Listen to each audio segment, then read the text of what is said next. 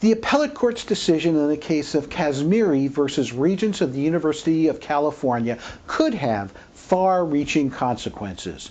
In this class action, the appellate court decided against the state university regents in their battle with students over increased fees. 3 subclasses were established. One pertained to those students who experienced increased professional degree fees. The second and third subclasses dealt with students whose bills were increased after they had been received and/or paid the actual bills. The appellate court applied implied-in-fact contract theories because there were no formal agreements between the university and its students.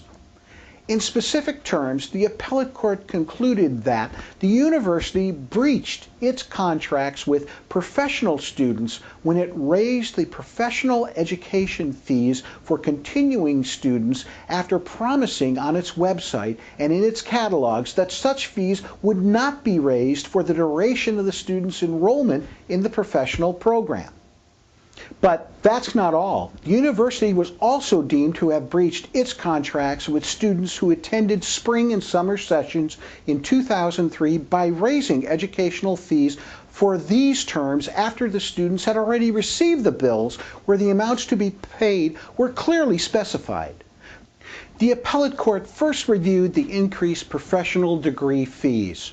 The court repeatedly pointed out that specific materials online and distributed by the university which stated that the professional degree fees would not increase for current students during the time that they were enrolled at the school. The court was not persuaded by the university's argument that the increase in fees was warranted by the general disclaimer language that the fees could be changed without notice, which was contained in some of the catalogs and on the website. The court found that the statements in the catalogs and on the university's website not to raise the professional degree fee for continuing students became a term of the implied-in-fact contract between the professional student subclass and the university. The court found that it was more than a mere declaration, but was a promise that was unequivocal, and that the students had a reasonable expectation that the fees would not be increased. The court pointed out that the university had control over the language it used and couldn't complain that a reasonable interpretation of the specific promise should take precedence over a more general statement that the fees can change without notice. The court also indicated that the university's promise was not limited to the academic year of the catalog, pointing to the specific promise which indicated that it would be for the duration of the student's enrollment.